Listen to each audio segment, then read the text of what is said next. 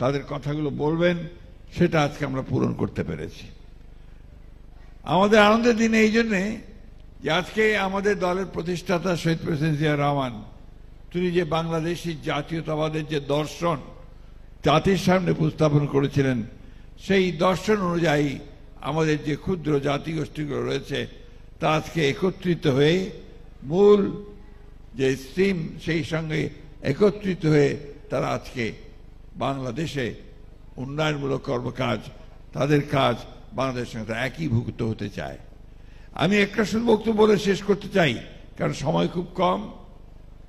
আমরা জানেন যে একটা ভয়াবহ দানবীয় ফ্যাসিস্ট সরকারের দীর্ঘ নির্যাতনের একটা শাসনের পরে আমরা একটা অভ্যুত্থানের মধ্য দিয়ে একটা সুযোগ পেয়েছি একটা নতুন বাংলাদেশ তৈরি করবার, নতুন বাংলাদেশ নির্মাণ করবার।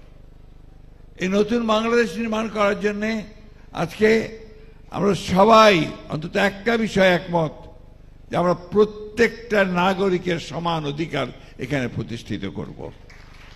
এবং সেই সঙ্গে আজকে আপনারা যারা নিজেদেরকে মনে করছেন যে আপনারা আলাদা ক্ষুদ্র জাতিগোষ্ঠীর সদস্য, আমার ম্যাডাম সবসময় বলেন, আমার নেতাও বলেন যে কখনো এই কথা বলা যাবে না, সংখ্যা লঘিষ্ঠ আবার সংখ্যা লঘু, আমরা এ কথা বলা যাবে না। আমরা সবাই বাংলাদেশি, আমাদের অধিকার সকলের সমান।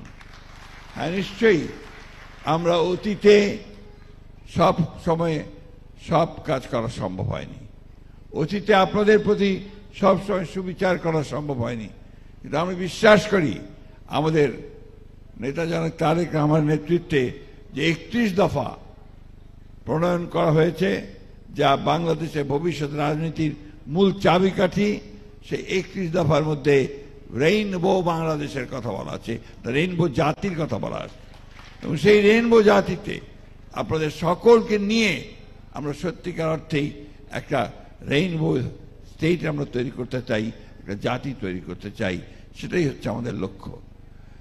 আজকে দুঃখের সঙ্গে বলতে হয় যে একটা চক্রান্ত চলছে যে বাংলাদেশের ভবিষ্যতে যে নির্বাচন হওয়ার কথা সেই নির্বাচনকে বানচাল করে দেওয়ার জন্য একটা গোষ্ঠী চেষ্টা করছে। আজকে দুঃখের সঙ্গে বলতে হয় যে একটি উগ্রবাদ, তারা বিভিন্ন রকম উগ্রবাদের কথা বলে মানুষকে বিভক্ত করতে চায়, বিভাজন করতে সৃষ্টি করতে চায়। আজকে আমাদের সকলের দায়িত্ব হবে একসাথে, ঠিক 71 সালে যেমন আমরা সবাই হিন্দু, মুসলমান, বৌদ্ধ, খ্রিস্টান, আমরা ক্ষুদ্র জাতি বা বড় জাতি একসাথে বসে লড়াই করেছিলাম আমাদের একটা ভূখণ্ডের জন্যে, স্বাধীনতার জন্যে, সার্বভৌমত্বের জন্যে, আমাদের অধিকার প্রতিষ্ঠা করার জন্যে। সেইভাবে আমরা আমাদের অধিকার রক্ষা করার জন্য, আমাদের সেই যে লক্ষ্য ছিল যে একটা স্বাধীন বাংলাদেশ গড়ার জন্য, মুক্ত বাংলাদেশ করার জন্য, সেই লক্ষ্যে আমরা কাজ করব। আমাদের বিশ্বাস আছে যে আমাদের নেতা ডক্টর রহমান সাহেব, উনি এখন পর্যন্ত যে কথা আমাদের সামনে বলেছেন, যে কাজ তিনি করেছেন, তাতে আমি সকল জাতিকে ঐক্যবদ্ধ করে, জাতির সকলকে ঐক্যবদ্ধ করে আমরা সেই লক্ষ্যে এগিয়ে যেতে পারব।